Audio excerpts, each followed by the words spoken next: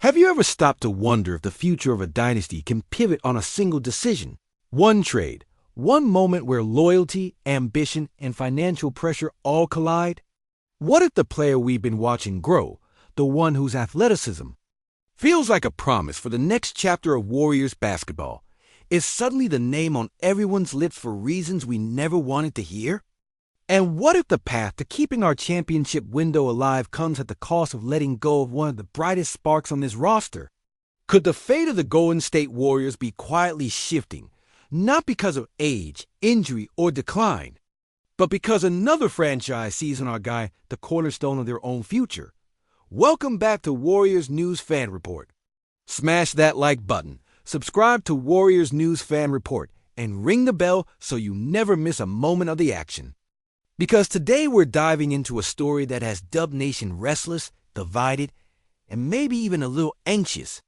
The kind of rumor that doesn't just show up on your feed and vanish, it sticks, gnaws at you, makes you replay every highlight and every bench moment with a different lens. The kind of rumor where the words Jonathan Kaminga and Utah Jazz appear in the same sentence, and you can't help but ask yourself, what's really going on here? Word is the Utah Jazz have made a serious proposal Georges Niang, plus their 2027 and 2028 first-round picks in a sign-and trade for Kaminga. Now, on paper, that's a hefty haul. 2 future firsts from a team that's still a few years from true contention, plus a serviceable forward who can stretch the floor and give you rotational minutes. But we're not talking about a journeyman here. We're talking about a 21-year-old who, in just 24 minutes per game over the last 2 seasons, has averaged more than 15 points. A player whose per-minute production screams untapped potential. A player whose highlight reels have the kind of explosiveness that makes you believe in what comes next. The timing is as complicated as it gets. The Warriors front office is staring down some brutal financial realities. Kaminga's next deal isn't going to be cheap, and with the luxury tax penalties climbing, every dollar feels heavier. Rival executives know this. They smell the tension. And while they recognize Kaminga's upside, there's also that hesitation. No one wants to overpay for a player whose ceiling is still being defined. That's the paradox. He's good enough to draw attention, but just uncertain enough for other teams to try to pry him away without mortgaging their future. For Utah, though, the math makes sense. They're building around a young core. They've got a stash of future picks to use, and they see in Kaminga a perfect fit for their timeline. His athleticism, his defensive versatility, his ability to run the floor. They're not looking for him to be a finished product today. They're betting on what he could be in 2, 3, 5 years. Could this mean the Jazz are ready to accelerate their rebuild, even if it costs them heavily in draft capital? Is it possible they see Kaminga as the missing piece to vault them from developing to dangerous in the West? And here's where it gets tricky for us. Steve Kerr's use of Kaminga has been, let's say, cautious.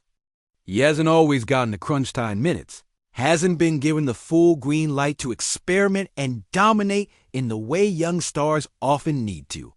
Some insiders believe that's part of why his true ceiling still feels mysterious. If the coaching staff isn't fully ready to unleash him now, does that make the front office more willing to listen to offers? Or does it make holding on to him even more crucial, knowing that with Steph Curry still here, you can afford to let Kaminga develop without the pressure of carrying the team? Fans are split. Scroll through the comment sections, and you'll see. The camps forming, some say, you don't trade the future for draft picks you might never cash in on, while others argue, if the return sets us up financially and adds assets, you at least hear them out. Journalists are circling too. Thomas Corelli of Sports Illustrated called the Jazz's potential package aggressive, but maybe necessary for Utah's timeline. John Conahan at Clutch Points reminded everyone, the Warriors do not want to trade their future piece, but financial considerations may force their hand. And then there's the shadow of history. The Warriors have made bold, sometimes unpopular moves before, trusting their system, their culture, their scouting. Most of the time, those moves have paid off. But we've also felt the sting when a player leaves and blossoms elsewhere, when the what if hangs over every playoff series. Could letting Kaminga go be one of those moments? Could we watch him grow into an all-star in Salt Lake City while we wonder if we pulled the trigger too soon? The stakes aren't just about one player. They're about the philosophy of this franchise in the twilight of the Steph Clay Dre era. Do you double down on veterans, squeeze every last drop out of this core, and turn prospects into win now assets? Or do you bridge the gap, keep one eye on the future, and trust that the next wave, Kaminga include, will be ready to carry the torch? Some insiders believe this decision, more than any free agent signing or midseason trade, will define how competitive the Warriors remain over the next 5 years. So here we are, Utah circling, Golden State weighing the pros and cons, Dub Nation, holding its collective breath. The clock is ticking on summer negotiations, and every day this rumor lingers, it gains weight. But what do you think about all of this? Personally, as a Warriors supporter, I believe the front office has to think long and hard before moving a player like Kaminga, because potential like his doesn't come around often. And once it's gone, it's gone. I can't wait to read your thoughts in the comments below. If you're as hyped as I am for Warriors News Fan Report, smash that like button, subscribe to Warriors News Fan Report, and turn on notifications so you never miss a moment of the drama in blue and gold. Because if this front office dares to pull the trigger on something this seismic, we're not just talking about swapping talent, we're talking about rewriting the DNA of the Golden State Warriors. Imagine Luka in the same backcourt rotation as Stephen Curry, two of the most dangerous offensive engines of the modern era, sharing the same hardwood, reading each other's movements like chess grandmasters mid-match. Luka's 32.4 points per game last season, his 9.1 assists, his ability to bend defenses to his will paired with Steph's off-ball movement, 42% from deep, and gravitational pull that warps every scheme. Could this mean the most unguardable offensive duo since Shaq and Kobe? Is it possible that we're looking at a version of the Warriors where every possession becomes a pick-your-poison nightmare for defenses? But make no mistake, this isn't plug-and-play fantasy basketball. If Luka comes in, the ripple effect hits every corner of this roster. Jonathan Kaminga's minutes could either spike if Draymond Green is moved in a corresponding deal, or shrink if the rotation tilts heavily towards small ball lineups to maximize shooting around. Luka and Steph, Moses Moody steady, reliable, but still fighting for his place, might become the defensive glue guy needed to cover the perimeter gaps left by a backcourt less known for lockdown stops. Brandon Podziemski's role. Fans are wondering if this could be the turning point where he shifts from developing combo guard to indispensable six-man, orchestrating the offense when both stars rest. And yes, even the whispers about Bronny James as a future bench spark will get louder, because you can bet the marketing and narrative value of Steph, Luka, and eventually Bronny in the same jersey will have the league office salivating. Some insiders believe that if Draymond stays, the Warriors could roll out a lineup with Luka, Steph, Klay Thompson spotting up, Draymond facilitating from the high post, and either Kaminga or Kevin Looney anchoring the front line. But if Draymond is out, then you might see the Warriors go all in on offense, leaning into a spread the floor, pace and space philosophy that mirrors the peak strength in numbers era, but with an even more devastating half-court punch. Could this mean the days of grinded-out defensive possessions are behind us in favor of outscoring everyone 130 to 125? The West will be watching closely.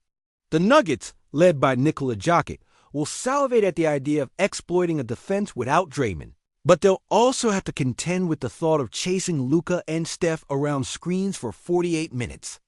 The Thunder, young, deep, and fearless, might see this as a challenge to their emerging dominance, especially after going 3-1 against Golden State last season. And the Clippers? Kawhi Leonard and Paul George would still bring defensive nightmares, but do they have the legs to keep up in a shootout that never stops? And then there's the playoff calculus. Luka's career playoff average is 32.5 points, 9.3 assists, 9.1 rebounds are absurd. But he's 0-3 in playoff series against teams with top 10 defenses.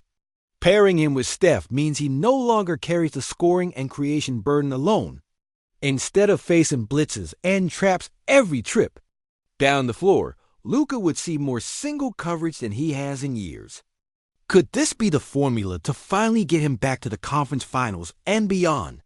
Or will the adjustment period, the egos, and the need to share the ball dilute the imagining right now? Off the court, the reactions are already volcanic. Andre Iguodala tweeted, "If this happens, league in trouble," which set off a chain of speculative posts from every major NBA insider. Roy hinted that talks of this magnitude don't happen unless there's genuine interest from both sides, while Shams dropped the bomb that Golden State has explored multiple high-level scenarios involving marquee talent this offseason. Fans are divided. Some are begging the front office to swing for the fences before Steph's window closes, while others are terrified of gutting the depth and chemistry that's been the bedrock of this dynasty. Social media is a war zone. One viral post reads, "Steph plus Luka equals Showtime 2.0, while another counters 2 alphas, 1 ball. Remember, KD left for a reason. And buried in the chaos is the financial reality. Luka's $45 million per year kicks in fully, meaning the Warriors' luxury tax bill could explode past anything we've ever seen.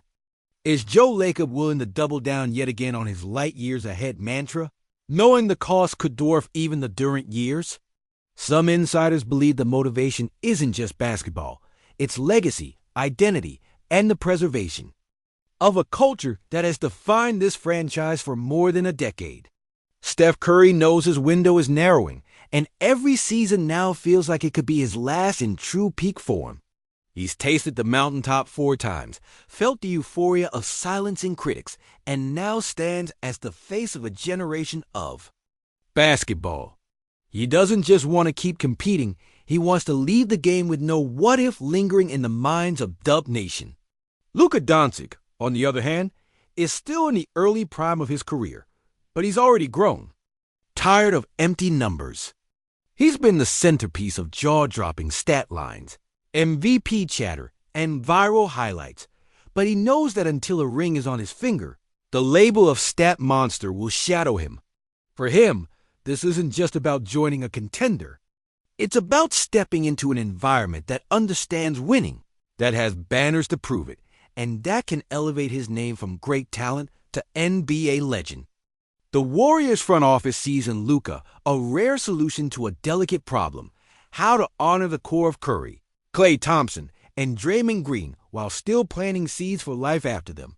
It's a tightrope act, balancing the loyalty owed to the players who built the dynasty with the ruthlessness required to keep competing once their time fades.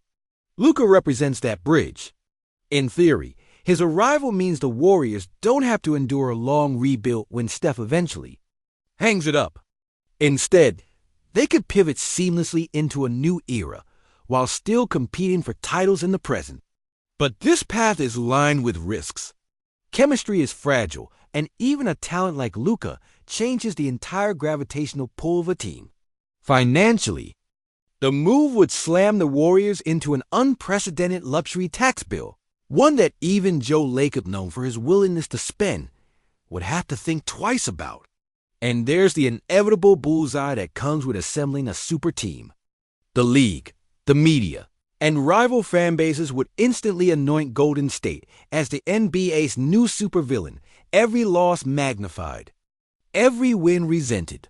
Could this mean the Warriors are prepared to risk everything: money, goodwill, and even some of the culture they've carefully built to chase not just another championship, but a historic passing of the torch? Is it possible that in pairing Steph and Luka, they're gambling on creating the most potent backcourt in NBA history while accepting the possibility of disrupting the harmony that has been their competitive edge? Fans are wondering if this could be the turning point, the moment we look back on years from now as either the masterstroke that prolonged the dynasty or the misstep that fractured it.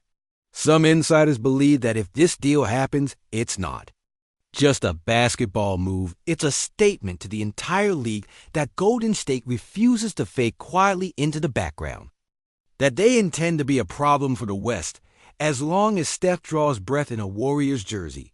Now, as this possibility hangs over the Bay like a thick fog rolling in from the Pacific, the tension is palpable. In every bar, every living room, every group chat of Dub Nation, the debate rages. Do we cling to what we know, or do we leap into the unknown, trusting that the potential reward outweighs the risk? Personally, as a ride-or-die member of Dub Nation, I believe the chance to pair Steph and Luka is too rare, too tantalizing to ignore. It's the kind of swing you take not because it's safe, but because history remembers the bold and banners fly forever. Yes, it may mean saying goodbye to pieces we've grown to love, sacrificing depth, or reshaping the identity of the team we've cherished. But if it works, if it truly clicks, it could be the move that keeps us flying high long after most. Teams would have come back to earth. If you enjoyed this breakdown, don't forget to hit that like button, share your thoughts, and subscribe to Warriors News Fan Report so you never miss another explosive update.